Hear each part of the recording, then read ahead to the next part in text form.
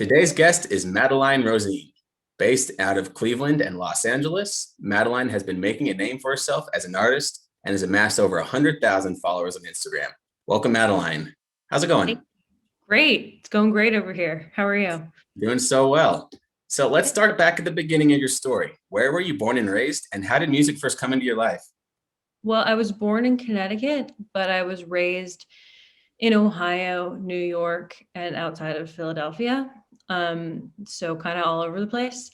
But music first came into my life because my mom is a singer. She's a jazz vocalist. She toured with the Harry James Orchestra, and she was always singing in jazz clubs when I was a kid in New York. And I remember like being asked in third grade, like, what do you want to do when you grew up? And I like drew a picture of my mom with like her perm and like a little O for a mouth with like notes coming out of it. So I like knew I wanted to do something with music pretty much my whole life. Um, yeah. Wow, that's so cool. Was it jazz music? Were you listening to jazz music at that time, or is it kind Oh of like what gosh. kind of music Yeah. was around you? Yeah, I was always listening to jazz as a kid, like 1920s and 30s jazz specifically. That's my mom's genre. And I used to go to like the Carlisle Hotel when I was like a little kid and like be in clubs like as a child. And like even when I listen to that music now, I still love that music so much. Like it just takes me right back, to being a kid, and it's great. Yeah, that's so unique. That's so cool. Was it Yeah. cool to get, well, how was your experience with like the music industry as a kid? Did you get exposed to that and how it all worked, or what was that like?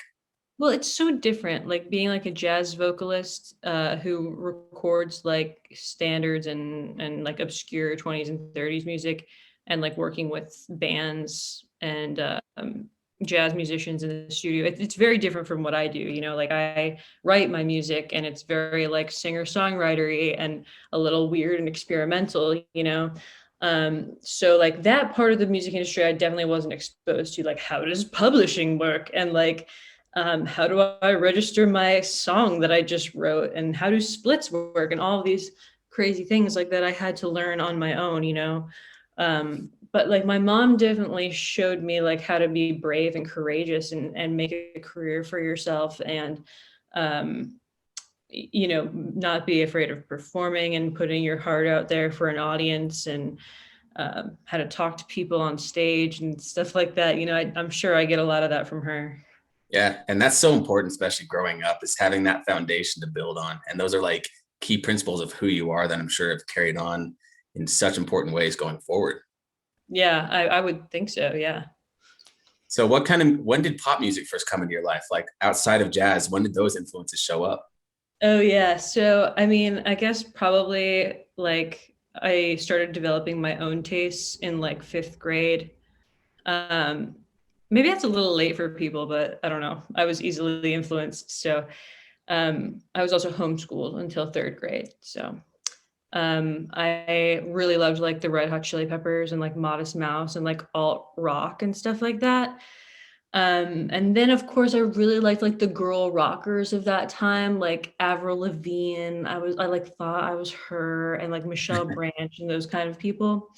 So like the singer-songwriter females like really inspired me. And I mean, we just had such strong female icons back in the early 2000s.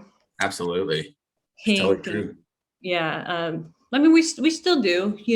I think music has changed a lot now, obviously. For better and worse. But yeah. Yeah, absolutely. It is kind of interesting to think about. There's not as many like female rockers at this time. It's Well, yeah, not, there's not as many rockers in general. Like rock is kind of dead. Like that's why I'm so into like genre mixing.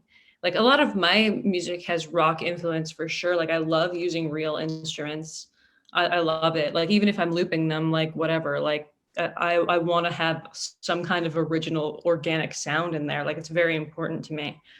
Um, So yeah, yeah, genre fluid. gotcha. Makes sense to me. Yeah. Speaking of instruments, when did you first pick up instruments? When did you first start writing your own songs? Oh, good question. So my brother taught me how to play guitar when I was in the fifth grade because he wanted to start a rock band. Or well, really he just wanted someone to solo over. So he taught me how to play rhythm guitar. so he Awesome. could like shred and I would just be there like keeping the beat or whatever.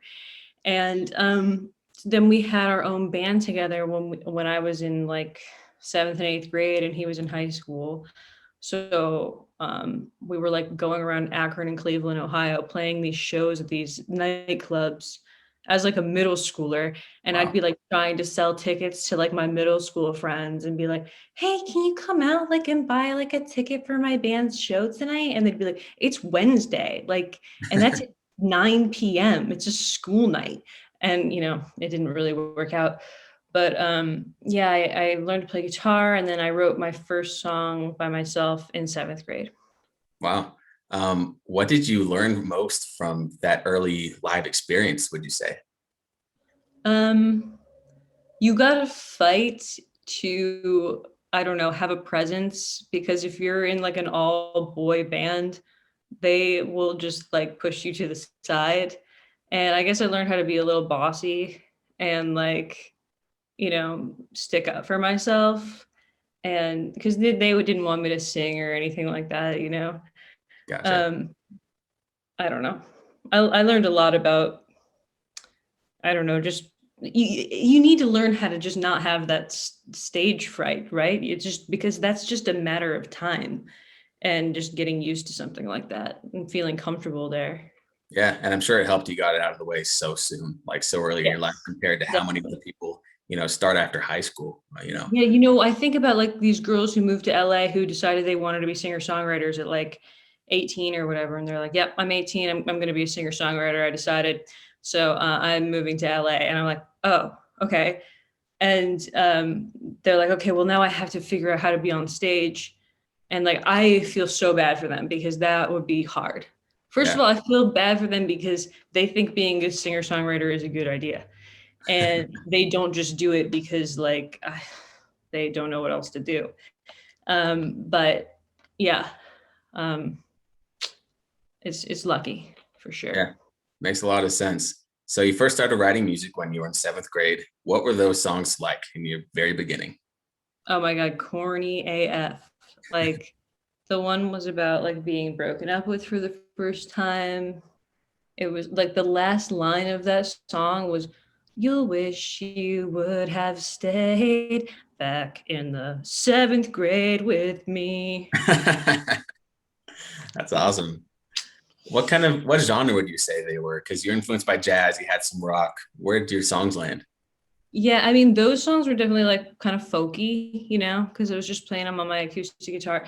I mean, I think like my melodies can be kind of jazz inspired, like now, maybe not so much back then, but now that I've gotten to experiments with like weirder chord progressions and people say my music has kind of like a Latin influence. I don't hear that.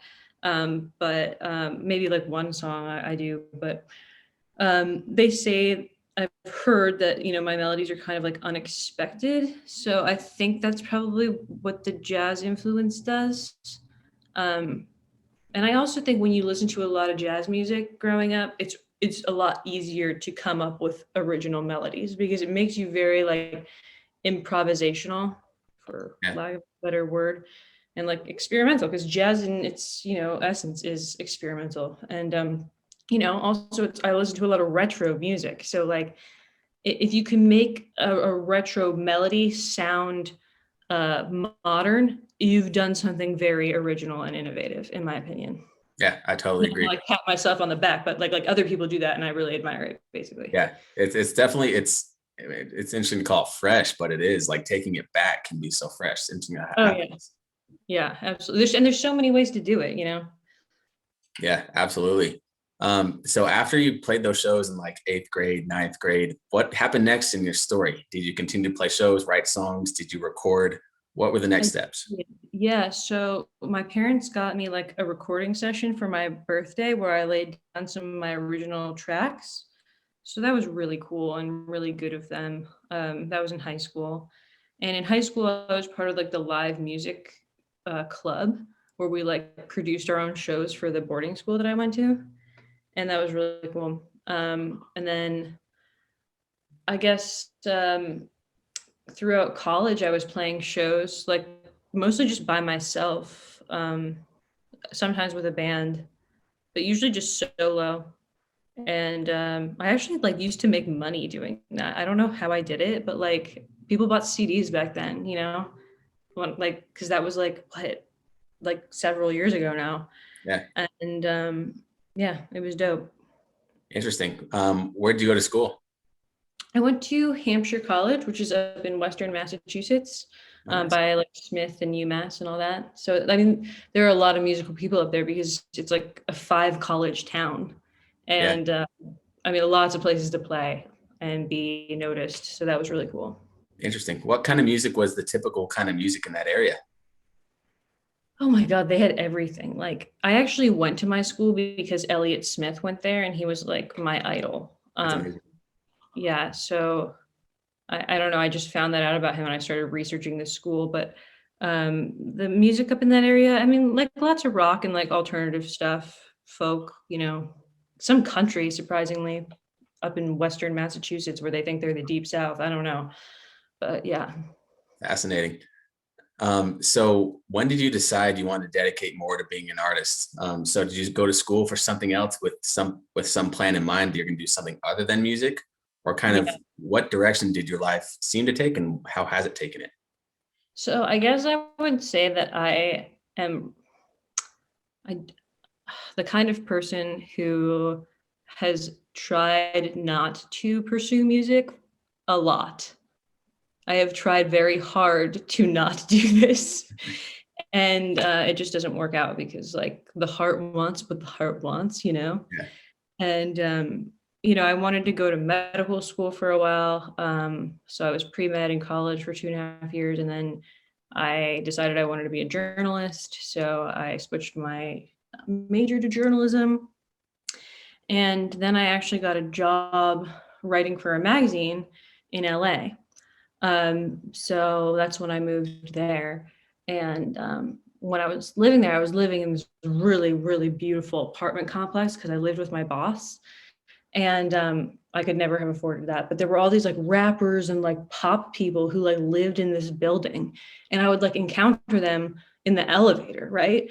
And just got to be friendly with them and know them. And all of a sudden they're like, oh, let's show me some of your stuff, you know, like whatever. And I would, and they'd be like, well, why aren't you doing this? What are you crazy? And I'd be like, oh, I don't know. Um, you know, music is masochism. So um, yeah, I guess I started pursuing it again when I moved to LA. interesting. What was it like to try and go without it? Like, how did you feel like yourself when you're trying to do this other career options, or how does that compare to when you finally dialed in, decided that's what you want to focus on? Yeah, that's a good question. You know, I feel like I was filling a void. Like I was working for a fashion magazine and I actually went to Parsons, the New School for Design for grad school briefly. So I got really into the fashion industry for a while.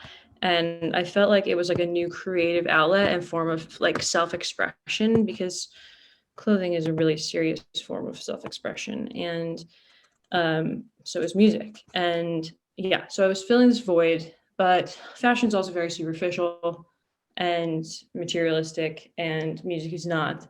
And I started really not liking the person I was becoming, working in that industry and being absorbed in it.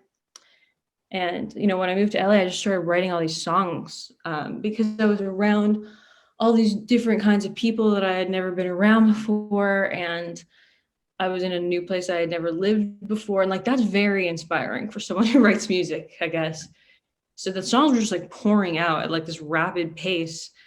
And like I couldn't like turn my back on it anymore. And it was actually like very therapeutic and helping me get out of this kind of rut that I think I was in where I was becoming superficial and shitty, and helped me bounce back a little bit. Interesting. So you had all these songs you were writing, you're getting it out there. When did you first start recording those and deciding to put those out? Well, I started trying to do it and I would like work with people who didn't really get the sound, you know? Like they were like, okay, cool. Like, so let's put like this 808 on there and like trap whatever sounding stuff. And then they'd send it back to me and I'd just be like, what? this isn't what I meant. And it takes a long time to find the right people that are going to make your sound come to life. I mean, I'm talking about producers, obviously. Yeah. So, and you can waste a lot of time with the wrong people. But luckily, I found the right people eventually, and who understood my sound and totally got it, and just wanted to help. And so that was like, oh God, I don't know, like a year or two after living in LA. It took a long time to start recording my album, but I felt like I had been working on that album my whole life. So Is there any advice you would give to other artists who are struggling with that, like finding the right people to work with, about like maybe what helped you find the right people? Is it just like, going from person to person? Is it working connections? How did you find those people that finally fit your sound? it's got to be connections. Like my boyfriend at the time brought his roommate to one of my shows, and he was like, "Oh, I thought this was gonna suck, but I really like her and I want to help her." And he was like, "Well, she needs help, so yeah." And he has this really successful rock band called State to State, and they're played all over the radio in LA and stuff and tour. And they work with this amazing producer and engineer named Johnny K. And he produced a bunch for Disturbed. Like he was on Down with the Sickness and like all of that stuff, like on the album. So he is super successful, super talented, and he actually wound up mixing two of the songs on my album. So that was really lucky too. So yeah, it's really about it's really about timing and just forcing the connections at the end of the day. Just be relentless. Yeah. And but I mean, people say like there's no such thing as luck. Like, give me a break. Like the music industry is like half luck, like half talent, Yeah, and putting yourself out there. Okay, that's so true. And it's like three things. It's like putting yourself out there. It's talent and it's luck. yeah. And I think putting yourself out there is honestly like a lightning rod for luck. Like if you did move to LA, it'd be a lot harder to find connections that can just randomly hit you than somewhere like, I don't know, some small town in Alabama, you know? Okay. I'm So not saying like hard work and determination aren't a thing or yeah, like making luck isn't a thing, but luck exists. Some people get hit by cars and some people don't, right? That's luck. Um, yeah. yeah, that's interesting. So what was your live experience like in LA? Mentioned you were playing shows. Did you start playing shows as soon as you got there, or how'd you get back into that? I did not start playing shows as soon as I got back there because I was just very hesitant to do anything until people started telling me that I should. Because I don't think for myself and I just listen to other people. No, Yeah. I'm just kidding. But I got hooked up with a music agency out there that started booking things for me, which was really cool. And then they would take a cut of the shows. And yeah, I played all over like Los Globos, Hotel Cafe, the Viper Room, Bar 20, like all sorts of venues. Do you have a favorite? I love Hotel Cafe. That place is like where I just want to be buried there. That'd be cool. That's awesome. So when you play shows, is it just you, or do you ever have a band? Kind of what's your Yeah. dynamic? Yeah, so I have a band. They were different members at first, and then we broke up, and then I got different members, and then COVID hit, like pretty much as soon as I got new members in my band. Wow. So that was a little disappointing because we were like, let's tour. I've got like my friend Alex. She's the lead guitarist, and she works at corporate guitar center. She's like, I have so many vacation days. Let's use them. Let's go on tour. And we were so excited. But like literally a week later, actually, it was 2 weeks after my album release party that COVID hit. Wow.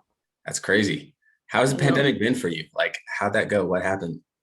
It pretty much changed my whole life, like for better and worse. Like I moved home, obviously, and I met some people here, and I wound up just wanting to stay here. I live a very suburban lifestyle now. Um, I don't know. It's been interesting. I still play live streaming stuff and do a lot of interviews and push my music. And I'm still working on my next album, which is almost done. Um, Exciting. so gotta start thinking about promoting that soon. Yeah, for sure. What can you tell us about the album? Any secrets you can let us in on? Oh yeah, well, it's called Everyday Existential Crisis, and it's gonna have songs on it, and it's a lot about like mental health and staying sane, I guess. Yeah, makes sense for 2020. Yeah, yeah. Yeah, that's awesome. So tell us about like how does Cleveland compare to Los Angeles? You've been in both for a significant time. What are the music scenes like, and how are they like in general? Like, what's the vibe of the cities? Yeah, I couldn't tell you like much about what's going on in Cleveland right now as far as the music scene goes because I'm not really like involved in it.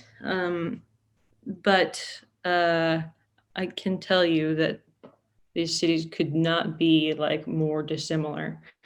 Um, I don't know, like people in Cleveland aren't like how they are in LA. It's not just about like image and that sort of thing.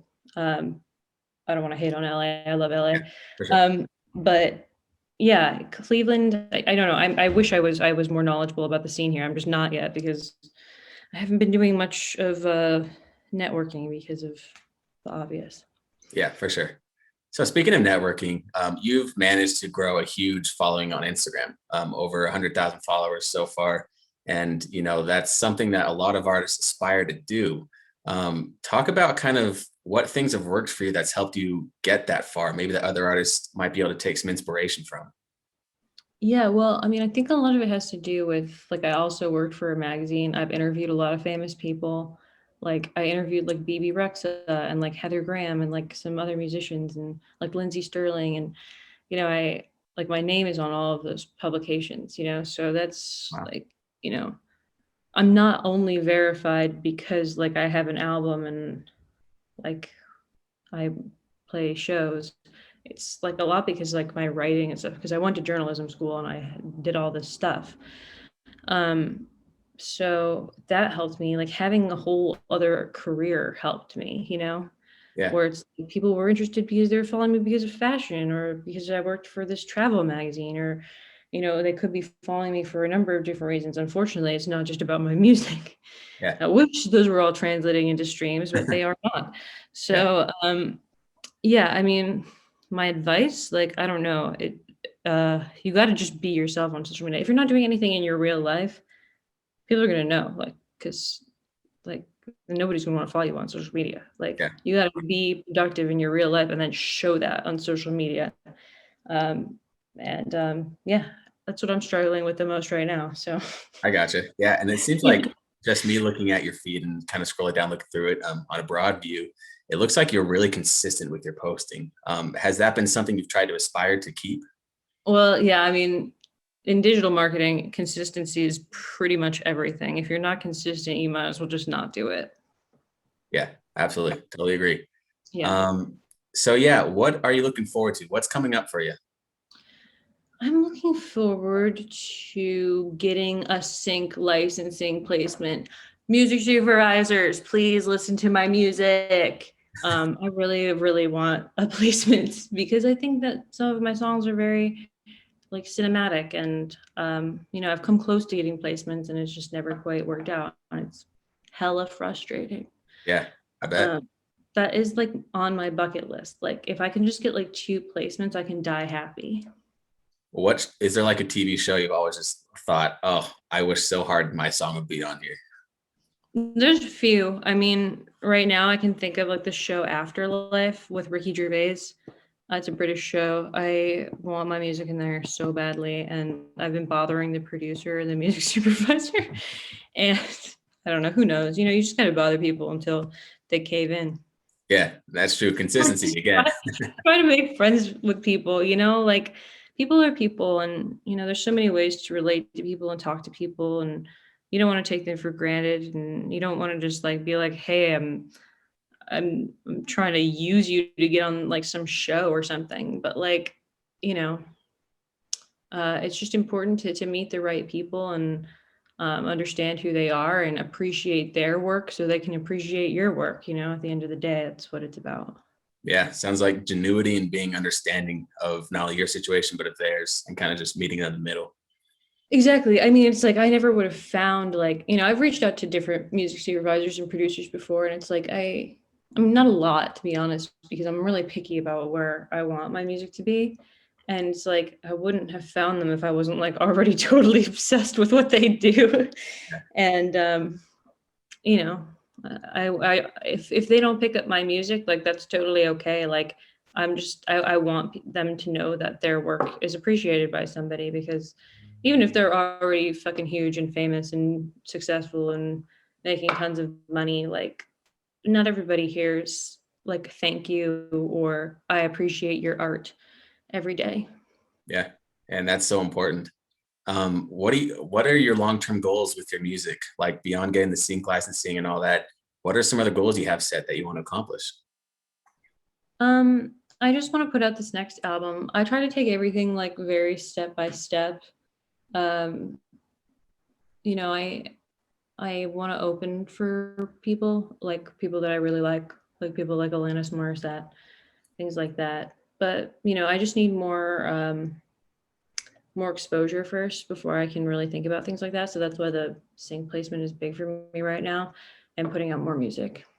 Yeah, that's awesome. And I think you've got a great time ahead. I mean, you have great music, you have a great sense of communicating with people, and you have the following on social media, which always helps. So I think you have a lot going for you. And I think it's going to be good coming up, especially now that 2020 is in the past. Fingers crossed it stays that way. Yeah, yeah, for And real. the music industry's opened back up. And I think, opportunities are going to come for you as well. Yeah. Thank you.